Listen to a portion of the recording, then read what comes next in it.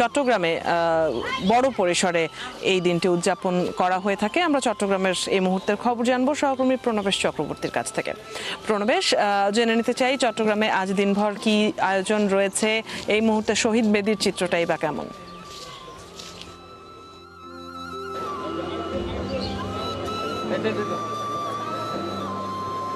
স্মরণে শ্রদ্ধায় যারা ভাষা শহীদ তাদেরকে স্মরণ করছে চট্টগ্রামের মানুষ সারা দেশের মতো। তো সকালের আলো ফোটার পরপরই এখানে প্রভাত ফেরি যেটি শুরু হয়েছে এখনো চলছে। নানান শ্রেণী পেশার, নানান সংগঠন, সামাজিক, রাজনৈতিক, সাংস্কৃতিক সংগঠনের নেতাকর্মীরা আসছেন। এখানে শুধু যে সংগঠন আসছে তা নয়, দেখা যাচ্ছে ছোট ছোট বাচ্চারা তাদের মা বাবার হাত ধরে এসছে, অনেকে আত্মীয় স্বজন নিয়ে এসছেন, অনেকে ব্যক্তিগতভাবে এসে এখানে পুষ্পস্তবক কিংবা ফুল দিয়ে শ্রদ্ধা জানাচ্ছেন ভাষা শহীদদের, যাদের আত্মত্যাগের কারণে আমাদের বাংলা ভাষার মর্যাদা রক্ষিত হয়েছে। বিশ্বের মানচিত্রে বাংলা ভাষার যে মর্যাদা সেটি রক্ষিত হয়েছে, তাদের প্রতি শ্রদ্ধা জানাচ্ছেন। তা আমরা দেখতে পাচ্ছি এখনও বিভিন্ন সংগঠন পেছনে আছে, তারা আসছেন এবং এটি আরও সময় যদিও অনেকক্ষণ হয়েছে, এটি হয়তো আরও অনেকক্ষণ চলবে এই শ্রদ্ধা নিবেদনের পালা। আজকে সারাদিন চট্টগ্রামে নানান আয়োজন করা হয়েছে। চট্টগ্রাম সিটি কর্পোরেশন, জেলা প্রশাসন, শিল্পকলা একাডেমি ছাড়াও আরও বিভিন্ন সংগঠন নিজ নিজ উদ্যোগে তারা আজকের এই আন্তর্জাতিক মাতৃভাষা দিবস কিংবা শহীদ দিবস তারা সেটি পালন করছেন।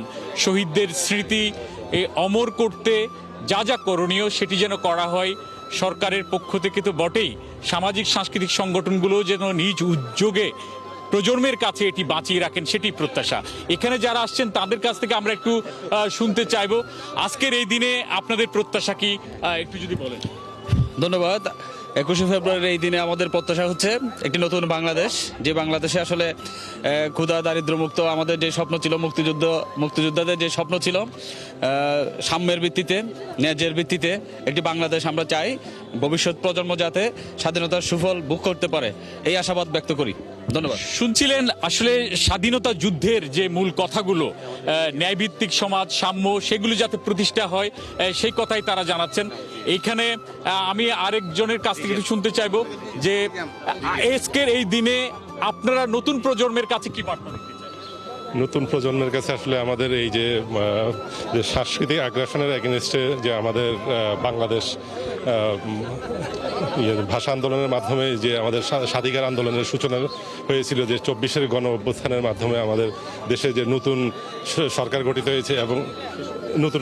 হয়েছে এবং তাদের কাছেও এবং এই নতুন প্রজন্মের কাছেও আমরা যাতে ইতিহাস ঐতিহ্য আমরা যাতে জানতে পারি এবং যাতে সেই ধরনের কর্মকাণ্ড আসলে আমরা প্রত্যাশা করি।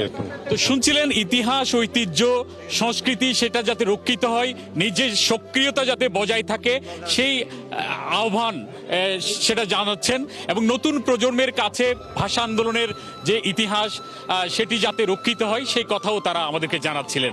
তো এটি ছিল চট্টগ্রাম থেকে এখন পর্যন্ত আন্তর্জাতিক মাতৃভাষা দিবস এবং শহীদ দিবসের যে অনুষ্ঠানমালা চলছে তার সর্বশেষ। আপনি আমাদেরকে জানিয়ে দিচ্ছিলেন চট্টগ্রামে দিনব্যাপী অমর একুশের নানা আয়োজন সম্পর্কে। আপনি আছেন, তথ্য সংগ্রহ করছেন, নিশ্চয়ই আমরা অন্যান্য সংবাদেও আপনার সাথে যুক্ত হব। দর্শক, সহকর্মী প্রণবেশ চক্রবর্তী আমাদের সাথে চট্টগ্রাম থেকে যুক্ত ছিলেন এতক্ষণ।